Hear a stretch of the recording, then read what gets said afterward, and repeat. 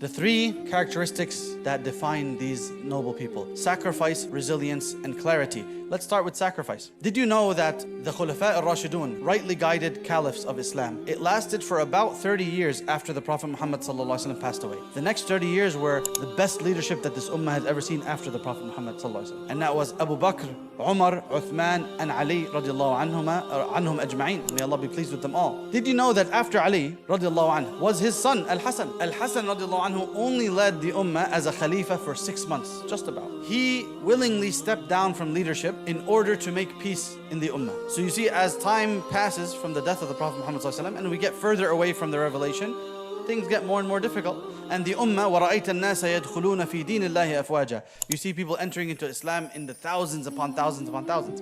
The ummah had grown from a couple of thousand people to millions of people in those 30 years. And the lands of the ummah had expanded far. So you can imagine, with a lot of people comes a lot of differences and potential political turmoil and wealth and fighting over wealth and so on. So the Sahaba who were still alive, they were getting less and less every year, obviously, as they get older. So Al-Hasan and Al-Hussein were some of the last, because they were youngest, they were some of the last Sahaba to be alive, and they were holding on to the righteous path, as-sirat al-mustaqim, al-mahajjat al-bayda. They were holding on to it with as much as they can and trying to convince the people to stay on the right path. But as you know, when it comes to people, the further you are from the Prophet Muhammad ﷺ, the harder it is. So a sacrifice needed to be made by Al-Hasan radiallahu anhu when he was the leader.